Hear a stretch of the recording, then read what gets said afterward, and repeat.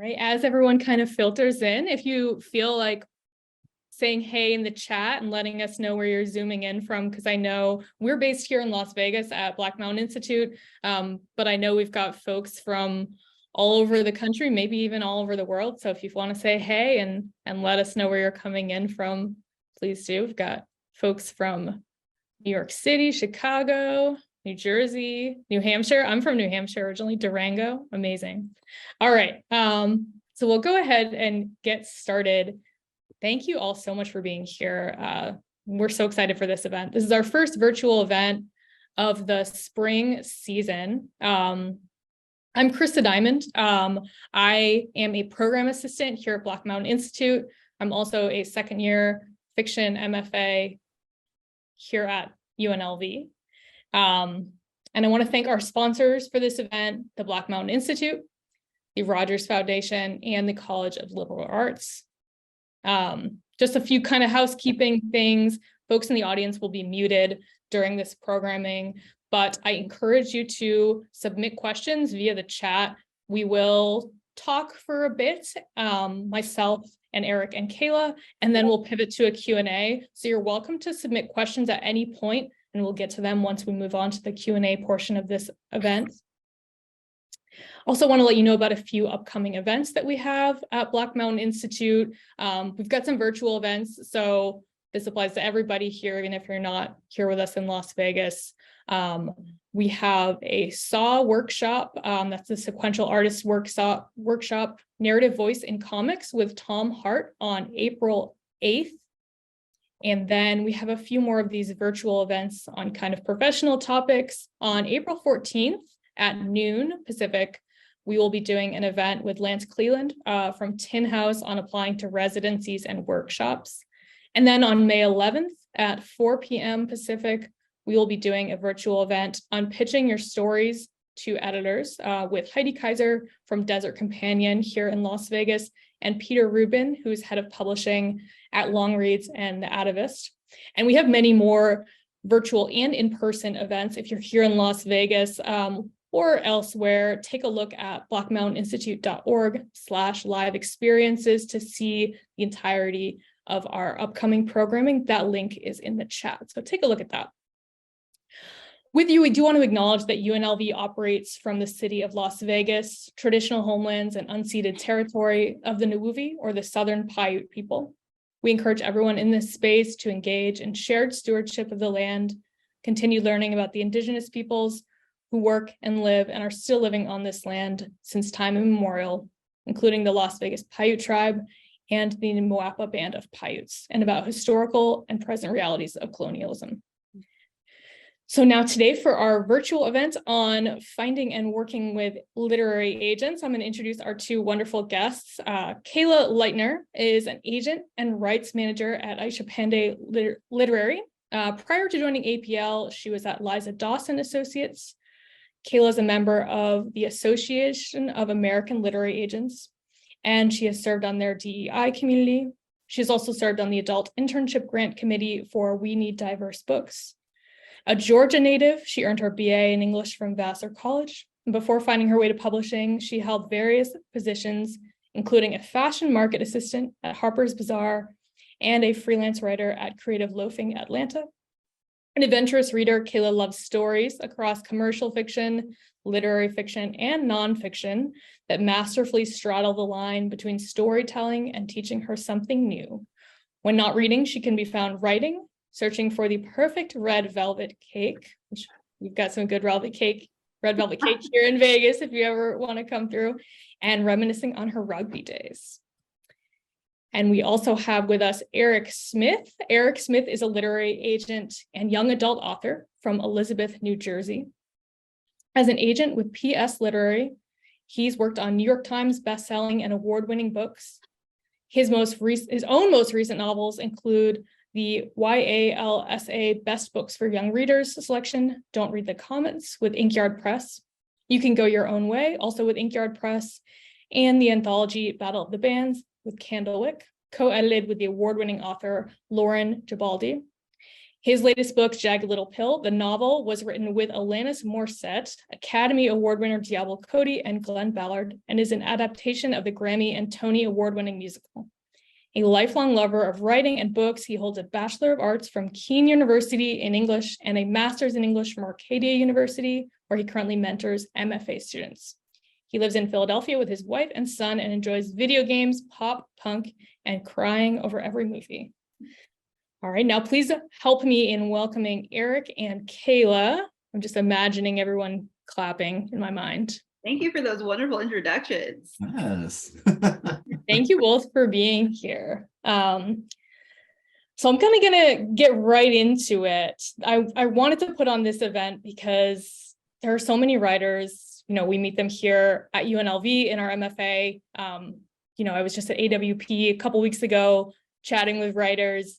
And there's so many people who are at a point where they've got a manuscript and they're kind of just like, now what? So that's kind of what this event is about. And I think I know you can be an excellent resource to kind of answering those questions and kind of navigating the publishing industry. So I want to start really basic, just kind of imagining, let's say a writer has decided that they're ready for an agent. They wrote the manuscript, they maybe workshopped it, or they got beta readers. And now they're just like, I just need a literary agent to kind of push this thing over the finish line. What steps should they take? Want to go first? I'll go first. You can first.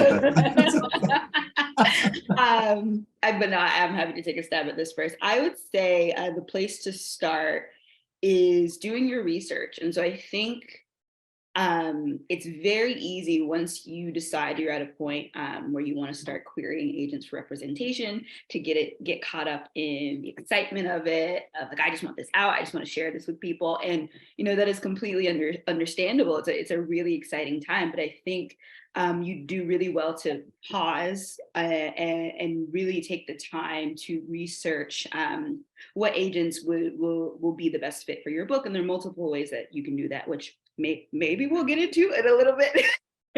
But just really I would say taking time first to figure out who would be the right fit, instead of, I don't know, blanket send. There's a word that I'm trying to use and I don't know what it is, but just sending it out very widely and indiscriminately. Yeah. Yes, that's spot on. You know, like, and the word I usually use for that is like going the scorched earth approach, where you like pitch everyone you can. It's better to have an agent that's a good fit for you, right? You don't want an agent who really doesn't know what they're doing, or it likes your book, but maybe has no experience or doesn't have the support in place to really push it. You want to take your sweet time, you know, and sometimes taking your time and doing your research means you go from 200 possible agents to like 80 possible agents, but that's a good thing. You want to take your time and find the people who are a right fit. So to kind of pivot off of your answer, Kayla, this is a question for both of you. What do you think those ways are? Because, like, you know, like, it can be daunting. There are so many agents, you know, and as agents, I'm sure you can tell when somebody is just like blanket querying like every single agent that they see their name pop up on Twitter. What are some ways that you think like someone can really make sure that they're being thoughtful about choosing who they actually reach out to? Yeah, I would go take it away, Eric. I answered first last time. Yeah. So I have a couple methods that I recommend for everybody when it comes to doing that research and finding the right agent. One doesn't provide you with as much data in terms of personal taste as you might like, but gets you the names, and that's going on Publishers Marketplace and splitting a membership for a month with your writing group, right? So it's like $25 a month to be a member of Publishers Marketplace. That's expensive, but you have 5 friends, everyone throws in $5. You mine that website, and then you cancel your membership, right? You can get the name and email address and information regarding sales from like every agent in the industry. That doesn't mean you use that email address that you find to pitch that agent, though. That's a little asterisk there. Make sure you're looking at submission guidelines. Just use that information as a starting point to figure out what it is they're selling, get an idea of what they're into. You know, when you see an agent's sales, you can get an idea of what they're looking for.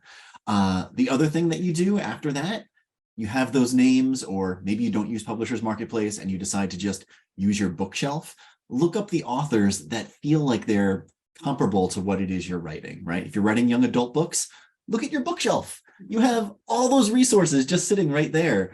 Look up the authors, go to their websites. Every author lists their agent on their website, right? And then you can look up that agent's interests. Every agent and agency, when they list that agent, it's going to talk about what that agent likes and what that agent is looking for. And that's really how you build your list, right? You find the data, you find the authors who are in that space, and then you work your way to the website. Yeah. I think that's my preferred method. So what about you, Kayla? You hit almost all of them. I was like, very well said. I think the only thing I would add, another great resource is manuscript wishlist, which both editors but also agents are constantly kind of updating, what they're looking for, and so I think that may be because it's a huge database. It has like I think thousands of profiles, and so I could see how it may be a little overwhelming to start there. So I think actually starting with the wonderful methods that Eric mentioned, and then using that almost to kind of like reaffirm of like, okay, I have a name. Let me look up and see maybe more extensively what their manuscript wish list is, and if it really does feel like a fit, okay, let me send the query. Yeah, and I like manuscript wish list a lot, but I think it's important to remember that like I've met a lot of writers who go on manuscript wish list and they look up agents and they look up editors.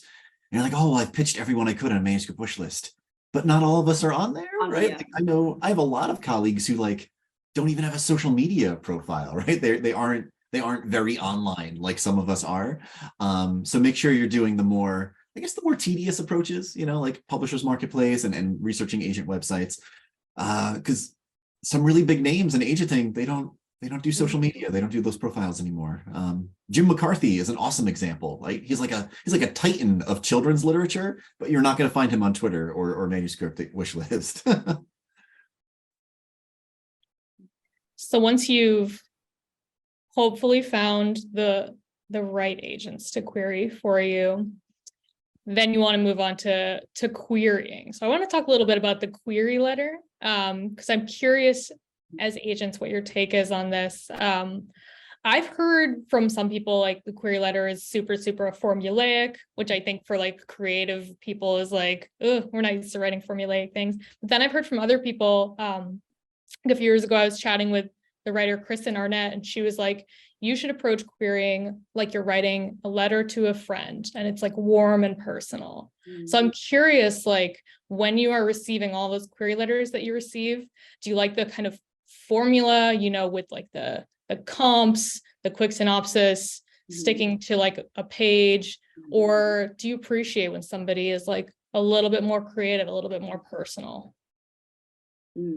I think for me, it's actually walking the line in between those two. And so you don't want to stray, because there is a formula, but you don't want to stray and kind of buck the formula so much that I don't know your comps, that I don't know, a very succinct synopsis of kind of like what your book is about. Like those have real purpose in giving me the real kind of like fundamental aspects of your book, but at the same time, you don't want to adhere so strictly to the formula and like I said, disavow that warmth and that opportunity to kind of show your storytelling chops, even within the query, that it feels almost kind of like boring or rote. And so it really is like walking a line between the two. I would say guidelines can be your friend, but then also seeing what ways that you can infuse your voice, kind of the singularity of your story so that your query stands out. Yes, absolutely. I'm sharing a link in the chat now for everyone. I hope that's okay. But I do publish the query letters from my clients on my website. So there's some good examples there that may help you cut and paste, do whatever you want with them. They are free. But yes, walking that line and doing professional with a little bit of warmth is just absolutely the way to go.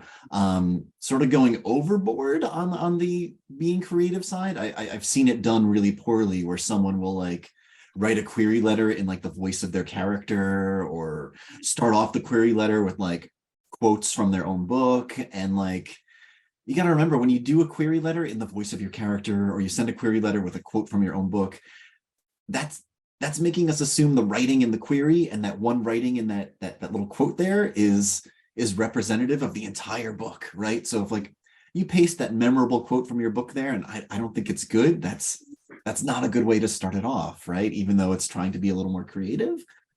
So mix it up. Do the professional hook, book, cook sort of format of the query letter, and then have a little warmth in there. You know, tell me something fun about yourself in the section where you discuss who you are as a writer. You know, those tend to grab me the most. Can you expand on hook, book, cook? Oh, yeah. So there's an agent named Gordon Warnock who told me that once. He's over at Fuse. I wish I made this up, but like in a query letter, what works for me and a lot of my colleagues is the structure of hook, book, cook. The hook is the hook for your novel, right? Like, my novel titled X is finished at X amount of words, is perfect for fans of author and author, and is a genre category, right? It's like Mad Libs. The book section is the jacket copy for your book, the 2 or 3 paragraphs that describe what the story is. And the cook section is you, the writer, and who you are. And that's really it. I like that. That's so great. I'm wondering if you can talk a little bit about comps. Because it seems like there's sort of an art to it. You know, you don't want to be like, my book is like everything Ernest Hemingway wrote versus everything F. Scott Fitzgerald wrote. Like, you can't go too big with it, but you also like need to show that maybe your work is in conversation with things that are popular, things that sell. You don't want to be like too obscure. So I'm curious what you see as like, what makes for a good comps. I love the comp question. I really, really do, because I have colleagues, and Kayla, I bet you do too, who like don't like comps. Yeah. And they're just like, yeah, don't worry. I don't care about comp totals. Don't worry about it. Yeah. And then I have colleagues who absolutely love them. And I'm someone who loves them. Like, I really do like them. I think the mistake a lot of writers make is they're like, oh, my novel is beyond compare. There's no one that compares to me. But that's not true. Like, you could compare any book to anything. And I think the hiccup that happens is that writers think they have to say my book and story is just like this book and story. And you don't have to do that. You know, I think the best comps do something like, you know, my novel is perfect if you like authors such as this person and this person, or if you enjoy the world building of an author like Susan Dennard, or if you enjoy the humor found in a sci-fi novel like John Scalzi. Like, give us like bits and pieces from like theme or things you're doing in the story or literary devices. Don't say it's just like another book, because then why did you write that book? You know, there's no reason to have written it. Yeah, use comps to compare what's in the story as opposed to saying it's like another story. Yeah. And Krista, you actually hit on the way I usually approach comps is that their purpose is to show an agent considering your manuscript, and eventually when I send your project off to editors and they are considering your project, it's meant to show where your book fits in the current marketplace. And so if you were to walk into your Barnes and Noble or your local indie or your online retailer, log on to your online retailer, not walk in.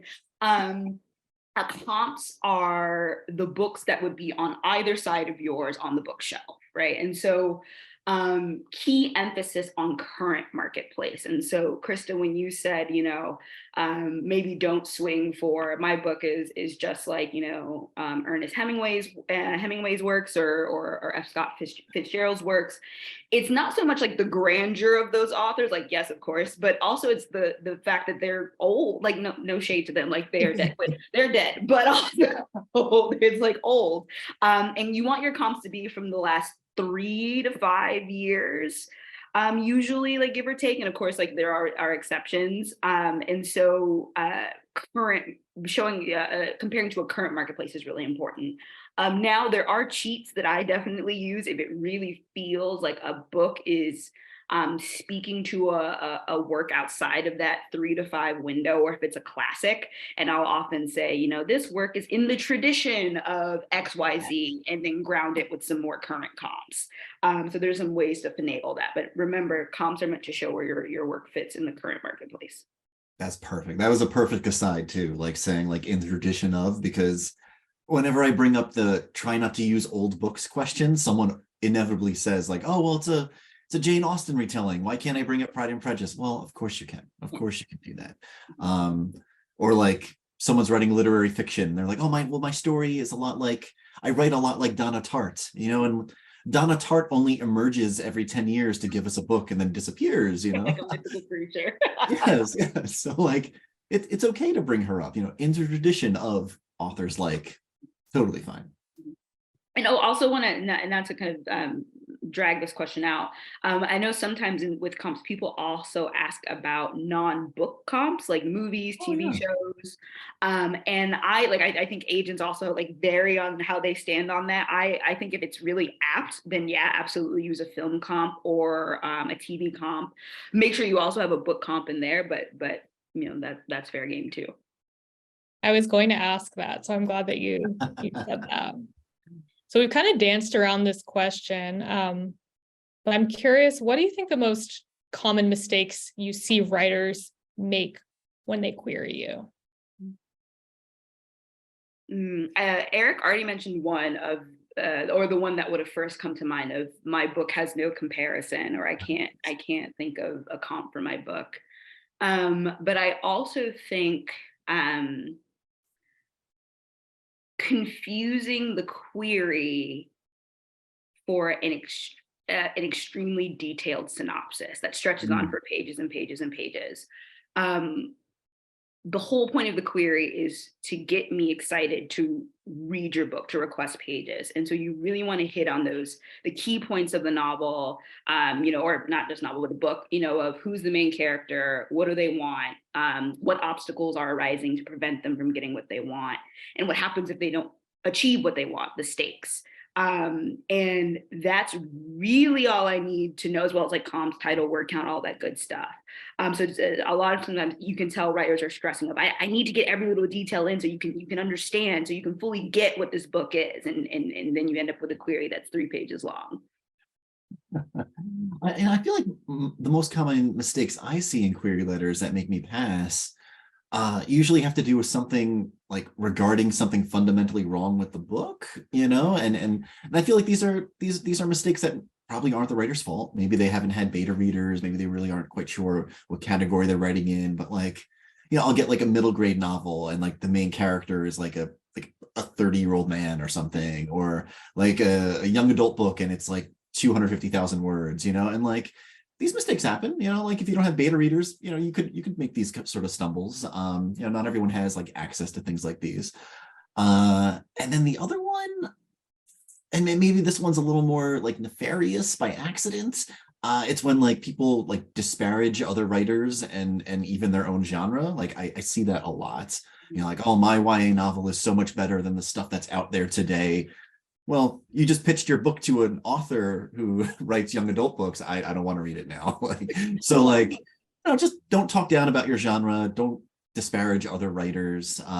Like, don't tell me your book is so much better than this specific fantasy author that's really popular right now, because that agent might know that writer or might know that agent that handles that writer. And it's not a good look. You don't want to start your relationship off like that. Wow. Yeah. Yeah. So kind of on, yeah. kind of on the more positive side of that question, what makes a query letter stand out from the slush pile? And I'm also curious, just like approximately like how deep is the slush pile for you guys? Like how many queries are you getting on like a weekly basis? And what makes a query like stand out? Ooh. It's the slush pile. Oh boy. So my query box. So our agency is the kind of agency where everybody reads every query that's directed to every agent. So I'm reading the queries directed to my colleagues just to see if there's something that they might have missed that might be good for me. And I've definitely signed authors who pitched to other people. You know, I'm the silver medal. That's okay. And yeah, so like our query box gets a little unwieldy sometimes. You know, we're looking at hundreds and hundreds of pitches over the course of a week. It never gets too overwhelming. Like it's the thing that I do every morning. I read queries for like an hour, so I'm never too far behind. The thing that I get far behind on are manuscripts, like projects that I request because my clients have to come first.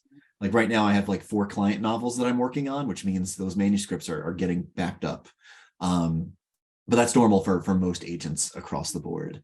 The things that make them stick out the most, really, it just comes down to it being a really good story that I want to read, which I know is like a very nebulous sort of thing, but that's what it is. Like it's a story that grabs me.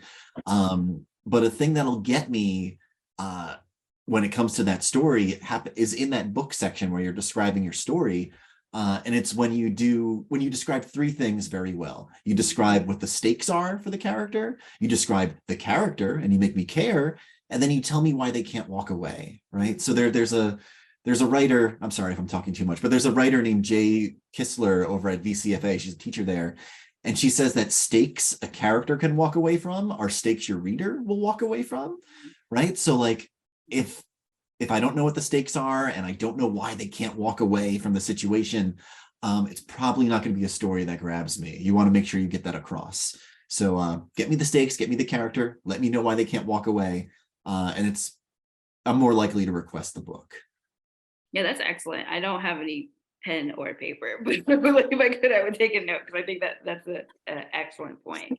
I think for me, what makes a query stand out is voice. And that's like such a, like, asking me to describe what voice is, and I can't tell you, like, I can't use actual words to define what it is. The closest I think I've ever gotten is like just a clear narrative command and confidence with telling your story. And it's just something that like it just stands out as soon as you open the query, this voice. And so that anything that's like a real strong identity, also like a real firm handle on what their story is, and being able to talk about their book is usually a good indication for me, though not always. I actually have a couple of clients, but looking back at their query, I was like, wow, what happened there? And they're like, I don't know. And it doesn't matter because we work together now. But so it's not always kind of live or die by just how well you can, nail that query formula. In terms of like volume, I'm the opposite of Eric. I'm like pure chaos. I wish I need to be better about having like every morning I sit down and read queries for an hour. It is much more kind of like guerrilla attack of like, okay, Monday, all right, we're gonna look from some chaotic hours of like, I don't know, like 8 p.m. to 9 p.m. or who knows, another day it's 2 p.m. to 4 p.m. Somehow it still gets done, so where it's not overwhelming on my end either. And then in terms of like numbers, it really does fluctuate actually, depending on the time of year. Some people towards the end of the year, it always feels like I have a lot. Maybe it's just because, those New Year's resolutions of I'm going to send a book out by the end of the year. Summer always feels slower, and it's because people are out and about living their best life. And so it fluctuates in terms of volume, at least for me. Yeah. So once you query, and let's say the best possible outcome happens and an agent likes the query and requests that manuscript. Actually, let me backtrack a bit in the process. So once you query, now you wait. And writers are used to waiting for things. We're always waiting to hear back from a literary magazine, an MFA, whatever. How long should you wait before you nudge the agent, or should you not nudge at all? Is that like a faux pas that would annoy the agent? What do you think there? I'm a fan of nudges. I think nudges are fine. Agents, we spend so much time nudging, right? I'm nudging editors all the time. Like, please, have you read this? Please, please look at this client book. I think a nudge is fine. Check the agency's submission guidelines. Yeah. Usually it'll say something like 6 to 8 weeks, 8 to 10 weeks on a query. Sometimes it'll say, no response means no. I still encourage nudges though, because like I've had people nudge me where I missed their query letter and I saw the book and I'm like, oh my God, I want this. And like this lovely book that comes out next month is an example of that. She sent me a nudge, hadn't seen her query, and like I signed her like 2 days later because it was amazing. So yeah, nudge, it's okay. And if you don't hear back, nothing bad happens. There's no book jail, you know, it'll be okay. Yeah. Yeah, I was gonna say check agency guidelines. I know, for example, APL, for us, our timeline is 6 to 8 weeks, and then after that, you can just consider a pass if you haven't heard anything. Know that as long as I saw a little question pop up about what to include in a nudge, and as long as you're like respectful of the agent's time, again, we're not going to bite your head off of like, hey, just want you to check in. Maybe don't nudge like a week later. Don't do that. But maybe if it's been like 3 months, you can like follow up and like, hey, just checking in. What I would also say don't do, and I have seen this, of telling an agent that you have an offer of rep just to spur them along. Just because some agents will bow out and say, oh, you know, great, so glad that you have somebody who's interested. I'm not going to be able to get to this in time, so I'll bow out. So don't do that if you do not actually have an offer of rep. Yeah, that does happen. I've seen it happen. And you know, I'm the kind of agent these days where I can't read on a deadline anymore. You know, like I have a child that takes up a lot of my time, you know, and he's my priority. So like when someone says like, hey, I need an answer within 2 weeks, I usually bow out because there's no time to read something on a deadline. And I can't tell you how many times I've gotten a follow-up like a couple of weeks later where they're like, hey, so this offer didn't really work out. And I kind of know there wasn't an offer. So don't do that. That sounds like some sort of like hack that someone learned on TikTok to get an agent. I've seen people talk about it on social media. We're like, oh, this is a good idea. It's not a good idea. Don't do that. Yeah, good. So it looks like we've got a lot of questions. I have more questions, but it looks like our audience has lots of questions too, in both the chat and the Q&A. So I'm going to go to some of these questions because I want to get to them. Okay. So we're going to go back to Marlon asks, do you have suggestions for querying short story collections as opposed to novels? Yeah, that's a good question. And I, as someone who loves short story collections, there's definitely, and also different contexts, essay collections, collections of works. There definitely is an art to it. I'll say for short story collections on the fiction side. One of, I think, the biggest pitfalls that I see with someone querying a short story collection is a lack of a cohesiveness between the stories, where it feels like someone maybe finished their MFA program and they had 15 stories that they wrote and they said, cool, I'm going to cram them all into a collection and try to query it. And especially with maybe once you're like to a certain level, you can do that, but especially with debut authors, there really has to be a kind of grounding concept that allows all the stories to feel like they are part of one body of work instead of, you know, individual stories all shoehorned together. And so in pitching your short story collection, make sure that you are conveying what that sense of cohesiveness is, whatever it may be. And you also don't have to summarize every single one of your stories. Pick 2 or 3 that, no, maybe more than 2, 3 or 4 that feel like they are an embodiment of whatever that kind of grounding concept of the collection is. I think, yeah, for fiction, and then I won't get into nonfiction because that's like kind of a different can of worms. It's funny because I all I can think about is nonfiction, because I've sold a couple essay collections, and like when I look at the jacket copy, and I think that's my best advice here when you're working on a short story collection or an essay collection, look at the jacket copy of the books in your library and see what they do.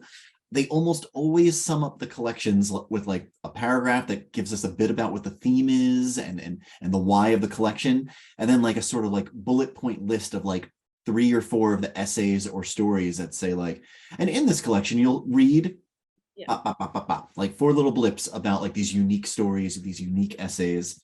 and then a bit about yourself. That's really what we're looking for when it comes to these. I've yet to sign a short story collection. I desperately want to. I just haven't found the right one, but I've worked on a couple essay collections. So yeah, that's the sort of way you want to go about that. So here's a question that I really, really love. Nicole asks, at what point should you consider revising your query letter or your pages? I know this can absolutely be a numbers game, but at what point do you take a number of passes as an indication to make alterations? It's a really, really good question. Ooh. Yeah. I mean, one thing you want to make sure of is that you've shared it with some of your writer friends to make sure like the query feels good and ready to go. Because I've definitely had friends of mine send me their pitch letters, like, Eric, I'm trying to find an agent, what do you think of this pitch letter? Am I doing it wrong? I've gotten all these passes, and I read it and there's like something fundamentally completely wrong in the query letter or with the book, and they haven't had friends to point it out to them. So if you don't have that, please get that just to double check. And sometimes I really do think it's a numbers game, to share like a glimmer of hope from like slush pile land. I just sold a client's book last week, and after I sold the book and we hopped on the phone, she told me, she's like, Eric, it took me 10 years to find an agent for this book, and you sold the book in 8 weeks. And like, sometimes it's a numbers game, and it's a very wild numbers game, because I don't know, when I told the publisher who bought that book that story, they could not believe it because it's such a phenomenal novel. So yeah, get someone to double check it. And if it feels like it's fine, sometimes it's a numbers game. And a lot of my clients have similar stories where it took a long time. And that's an excellent answer. I don't really have much to add to that. The only thing I would say is sometimes it's okay to take a break.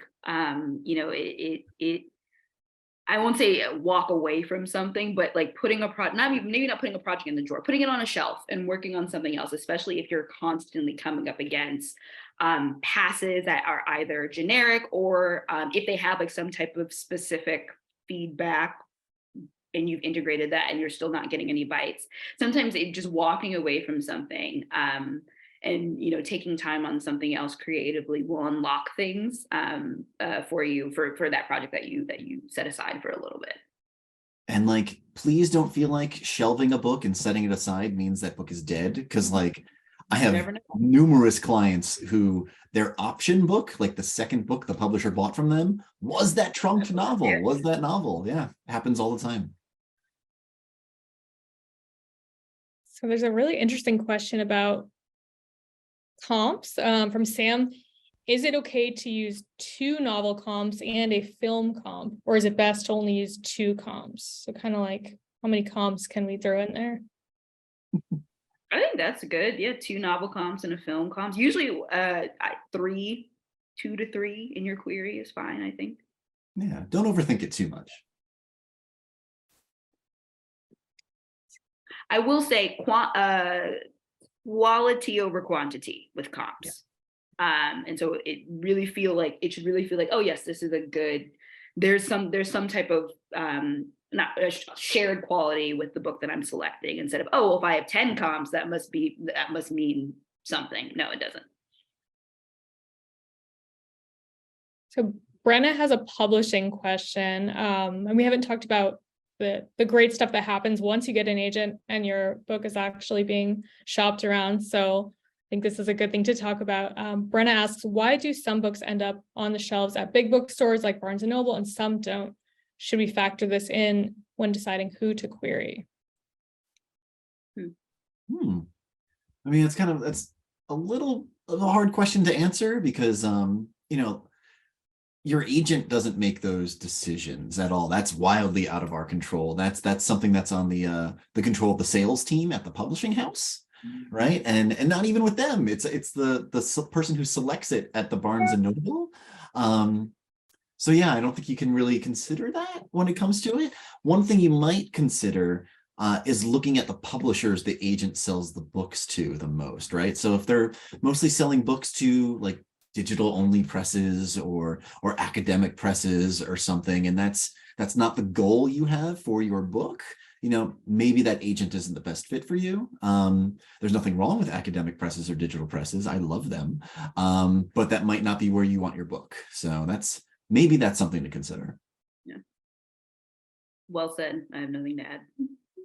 There's another question about publishing from Kylie, a little behind the scenes stuff. How do you go about selling manuscripts to publishers? Do you look to specific publishers for books based on their genre medium? To what extent do you pitch a book as a product for the publishers to profit off of versus pitching a book as a work of art? Ooh.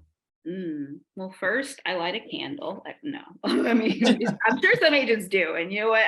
That may actually be something to consider. Listen, I have my crystals that are on my desk. I was just saying, like, maybe I'll just get some candles. We could have a whole panel about kind of the submission process, and so I'll do my very best to truncate all the stuff that goes into that. In some ways, it's really similar to the querying process and the things that we highlight as being important. So first and foremost, doing our research at that point as the agent of editors who are the best fit, and how you determine that can come from a myriad of ways. Some of it may be people that you've sold previous books to, and you really kind of developed an understanding of their taste and what they're going to respond to. Publishers Marketplace, we also use that to kind of look up editors' past acquisitions and see maybe what they might be interested in. Cold emailing editor, like I definitely do that. Someone I've never spoken to before and have sold books that way. But yeah, doing our research and also trying to walk a line between selling the book, but also placing it with a publisher that really is going to hold the author hopefully throughout their career, and of course you never know what's going to happen, but really, and maybe this is addressing that second question of, treating the book as a product versus a work of art. I'll be honest, in entering the publishing machine, there is kind of a commerce context that your book is existing in now. And if that's something that you are adamantly and vehemently opposed to, then maybe traditional publishing isn't for you, and that is fine. People self-publish, they do all sorts of other stuff, but then it is still trying to walk that line too of like, okay, well, does this publisher align with your goals as an author and what you're looking for specifically in like an editorial relationship? That's such a perfect answer. That's it. Yeah. Like so much of an agent's job is knowing editors and getting to know them. So like yeah, you got it. You nailed it. That's it. Yeah, and that like line between like art and commerce that's where we live. it's hard. I think that's so hard for writers to like spend all this time with like this beautiful project, and all of a sudden you have to like be a business person and sell it. That's challenging. So we're grateful that agents exist, because I think a lot of writers don't like making that switch. So we've got a question from David. How useful is it for a little published writer to land a piece in an anthology to get attention for representation? Are agents invaluable to pitch to anthologies? Wow, that's a good question. I don't look for authors in anthologies. Like I look for authors when they're writing essays and articles places like Electric Literature, The Rumpus. Like I read those all the time, but like I would have no way of knowing that author was published in that anthology if I wasn't actively purchasing that anthology. So yeah, I don't know. Maybe for some people who like buy a lot of those literary anthologies, maybe. Yeah, I would and actually I'm glad this question came up, because I think it brings up a distinction between how I look for fiction versus how I look for nonfiction. But for the specific question, I would probably assume that the author in the anthology already has an agent. I'm like, oh, they're already taken in a fiction anthology. So I would say with fiction, like there isn't necessarily a prerequisite of you. If you have, great, but I also have clients who have never published anything before working with me, and that's not a deal breaker. With nonfiction, if you are working on an essay collection or even a memoir, that is a way that I've also found authors is through excerpts. And that, like Eric mentioned, you know, I subscribe to what is it called? Memoir Monday. Which if you guys have it, like any nonfiction writers on the call, absolutely suggest you subscribe to that newsletter, and I'll definitely go through occasionally and just open something and just see if it tickles my fancy. And so I tend to use I guess that would be first serial publications as a way to find nonfiction authors way more than I do with fiction. Yeah. Memoir Monday is great. So it's cool to hear that there's at least one agent looking at that, because I know there's a lot of folks in here who are subscribers to that. Speaking of folks that are here, I see a lot of people from my MFA and probably other MFAs. So I want to ask Mary's question. Does having an MFA put writers ahead of others when you're choosing writers to work with? For me, no. Yeah, no, just if you have an MFA, great. But it's not a requirement for me. Yeah, not a requirement for me either. Like, it's awesome if you have it, but I only like a handful of my writers have one. Yeah, same.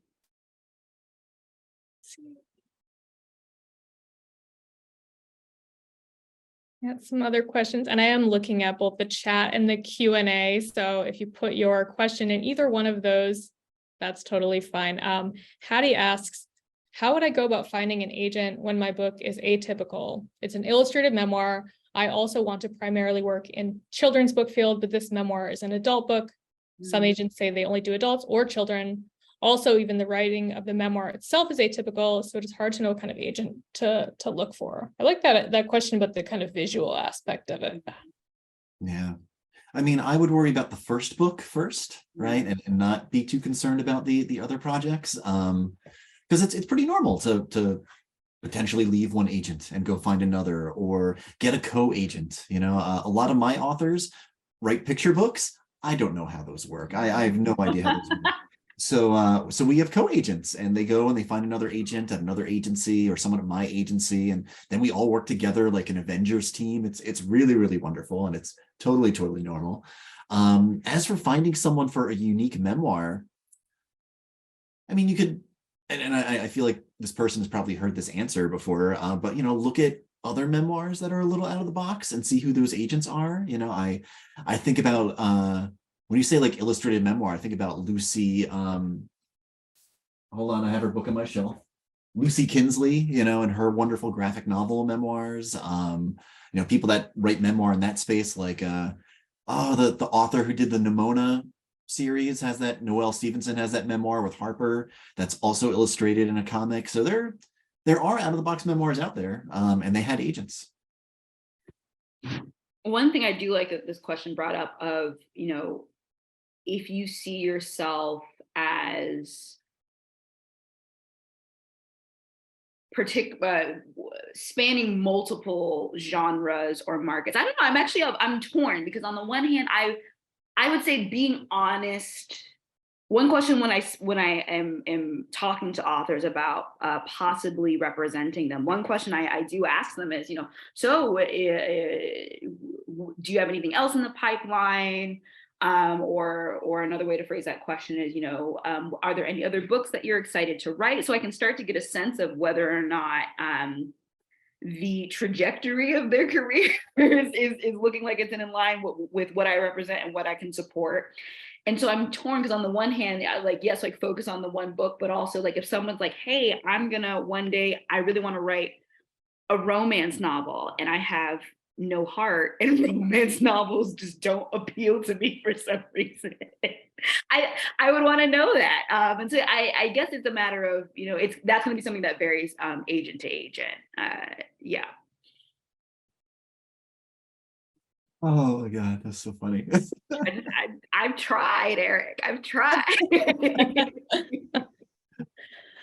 Melise asked a question that actually I had on my own question list, so I'm glad somebody else asked it. In terms of manuscript revisions, are some agents more hands-on than others? in helping the project get ready to sell/show editors? And what does this phase look like? How long does it take? Ooh, that's like an agent to agent thing for sure. Some agents are very hands-on. Some agents will just do a little bit of editing. Some agents will developmental edit with you for a year. It's very hard to know what agents are like that. It's not like we advertise it on our website, like, please send me your novel that's not all together yet so we can work on it for a year. Like, we're not going to do that. Yeah, I wish I had a good answer here, but like it varies person to person. When I'm doing touch-ups with a client, it usually only takes like a month or two, you know, like it's not a long process because I'm not super developmental unless it's something I just like wildly need to have. Like sometimes it happens, but yeah, usually it's only light edits for a month or two, couple weeks. Definitely varies from agent to agent. APL is a little bit more developmentally, and I think we actually do say that on our website. Actually, we are a little bit more hands-on. But one thing I will point out, and this is also kind of like behind the scenes, that is technically something that tends to shift the further you get in your career, the more clients you have on your list. There are only so many hours in a day. So it is not surprising that maybe an agent who has all of these clients can't, as much as they would like to, can't allocate as much time to developmentally editing as they could when they first started out. And so that may also be a reason too. It's not even that like, oh, I just don't do that. It's like I literally just don't have time. And so it varies from agent to agent. Definitely you should send out the strongest version of your work, or you should send out the work that you feel you have taken it as far as you can. Definitely don't think, oh well, yeah, like they'll edit it. Like, no, don't set yourself up for failure like that. But yeah, it varies from agent to agent. Regina asks, what is the duration of a writer's contract with an agent? So let's say you sign with an agent. If the book sells, all is well. But what if it also doesn't sell? What does that contract look like? Kind of a multi-part question here. Yeah, I mean, I know how I work at my agency. Like, I think maybe some might be different, but I'm in it for the long haul. So like, if that first book doesn't sell, let's work on that second book. Let's see what's going on there. I'm not going to drop somebody just because the first book didn't sell. That's not how most of my colleagues operate. We are here because we're a fan of yours and we want to see you succeed. So yeah, well, we just keep on going. Couldn't have said it better myself. What do you do if that first book doesn't sell? Because it seems like it happens. I have a friend who that just happened to, and yeah, it's good to hear that you're not like, okay, bye. But yeah. What do you do? What do you say to your writers? That's a good question. I think first it's okay to say this sucks, man. It sucks. Like I think giving space for that disappointment, like we feel, and of course, like we are not the writers of the book, but we are very emotionally invested as well. And so we're right there with you, and not even from a disappointment place of, oh, I can't believe this didn't sell. It's also like, oh, like this book is so good. Like, what? How dare no editor see the genius that I see? And so there's first like giving space for that frustration. And then kind of brainstorming with the author what they want to do next, or at least this is usually what I do. And so either looking at the feedback from the passes that we got, do they see a revision happening? Do they see, is there any type of like discernible takeaways that we can mine from the passes and reincorporate it into the draft and go back out with something slightly different, or maybe even very different, depending on what the passes were? Or do they want to shelve it? Do they have something else in the works that they want to go ahead and work on? Or sometimes they'll just say, I just need a little bit of time, Kayla, and that's fine too.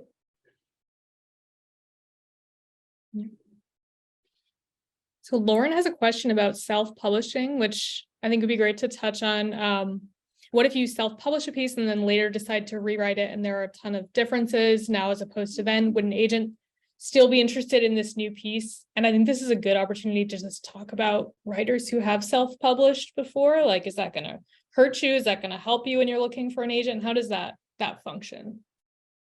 Yeah, self-publishing is not going to hurt you. Like I have a couple clients who do hybrid publishing and indie publish their own books and all of that. I think the only time it ever maybe hurts is if it's just very clear you didn't do the work on the book that you self-published, like if I look up, your go to your personal website and I see the book and like there's no reviews for it anywhere and like the cover is really bad and it just kind of looks like you tossed it out there, that's gonna worry me because I kind of expect my authors to be on the same team as their publisher and help market and help publicize. And if you're not doing it on your own, then are you going to do it when you have a big publisher? Like I would be a little worried there. But as long as you're doing the work, it's not a scarlet letter or something. A lot of my authors indie publish all the time. So quick clarifying question. Are we talking about trying to self-publish a book and then submit that book to a trade publisher? Oh. Is that, and this person is muted, so they can't answer my question. That is tricky. That's Yes. going to be a harder sell, unless the book was a runaway success. And maybe if it's a part of like a series and there's something else, down the pipeline that the publisher can like repackage. Publishers tend to be wary of acquiring something that's already come out because it's kind of like, well, the cat's out of the bag here. Second clarifying question. I didn't know if they also meant like piece, like an essay or something that they maybe want to include in a collection later. And I've definitely had authors do that of pieces that they wrote 5-10 years ago being included in a forthcoming work. And usually they alter it in some way. Maybe they'll expand on it, but also like just giving I don't know who that would be, the legal team. I don't know, giving somebody at the publisher a heads up, hey, for copyright reasons, like this has come out before. And so there are mechanisms in place to handle that. So sorry, I added like 3 other questions on top of that. No, that was good. That was good. I didn't think of it from the, if I self-publish this book already, will someone else take it angle? And that's a huge one. People ask that all the time. Yeah, sounds like the best, like, to kind of distill what you're saying, like just to be like transparent with the agent. Seems like that's kind of the best course of action for anything involving that. So we have only a couple minutes left and lots of questions, but I do want to get to Dave Ortega's question about graphic novels. Dave said, I've had an agent tell me that they don't accept graphic novel pitches for adult audiences as opposed to middle grade/YA because adult graphic novel publishers work outside the way the rest of the publishing industry does. What's your experience with this? Oh, I don't know. I don't work on graphic novels, so I'm not the best one for that. And I've ironically only worked with children's graphic novel publishers. And so I actually can't speak to how it would be different on the adult side. I'm sorry, Dave. Sorry. Got a question from Ella from kind of the extremely online or extremely offline perspective. Do you expect your writers to heavily market their work themselves? What if they can't stand social media? Ooh, the platform question. Yeah, I expect you to help as much as possible, so like in my author life, when I'm working with my publisher, like I usually send them a spreadsheet of like, here are all the local booksellers in my area that might want it. Here are some of the librarians that I've talked to. Here are some authors that I'm friends with. Like just kind of give them whatever you can.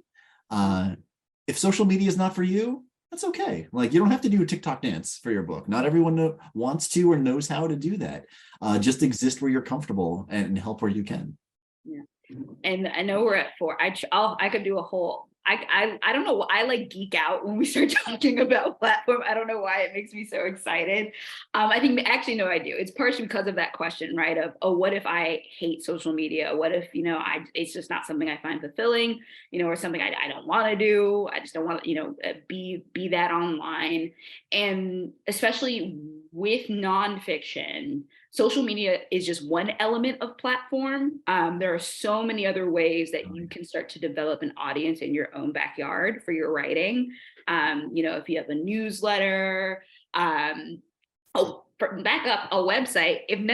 Let's start there. All of you on this panel should go right now and make your own website so people can find you, can find your writing, and then expand from there. Of if you do any like speaking events, and that can be at big conferences, or if you do like local readings or readings at like your local indies. There are different facets that go into, again, cultivating that readership. And so who am I stealing this from? Oh my goodness. Regina Brooks, the genius Regina Brooks. She said that there are basically 3 types of marketing, platform. The platform that you earn. And so people who maybe do a profile about you or something that you've done. So what other people have to say about you. Platform that is rented, and that would be social media, because remember when we all thought Twitter was going away for a very quick second? We were all like, where do I go? Like, you don't really own that. And it's tied up in something else. And the minute that goes away, you don't have it anymore. And then also platform that you own. And that's your website, that's your newsletter, stuff that it's not going anywhere. And so you want to kind of have a balanced portfolio, if you will, of all 3 of those different types of platforms. Perfect. Great. So I know we're just at time. If you all don't mind answering one more question, I think we have a beautiful question to end on, because I know you're both writers and obviously lovers of literature. Emily asked, what have you learned about story through your work? What have I learned about story? A really interesting thing happened when I was working on, I wrote this book called You Can Go Your Own Way, which is this YA novel about 2 teenagers who get snowed inside a pinball arcade and have to like deal with their feelings for one another after being enemies for years and years. And the whole book was like peppered with endless stuff about pinball machines and how pinball machines work, and like the solenoids and the flippers, and how much the balls cost when you have to buy them from the pinball sort of manufacturers. And my editor emailed me back after she read the book, and she was like, I want you to sit down and think about what this book is really about. And I was like, oh, it's 2 teenagers snowed in a pinball. And she's like, nah, the pinball doesn't matter. What matters is the characters. And I think about that all the time when I'm writing anything now, is to remember what your story is actually about, and to kind of, I don't know, like let the gimmicks fade into the background a little bit. Don't let the world building lead your story. Let your characters lead your story. And when you do that, whether you're writing fantasy, sci-fi, or just contemporary novels that have a setting that's important to the story, it's going to make the story so much better. So world building in the back, characters in the front. Yeah, that's excellent.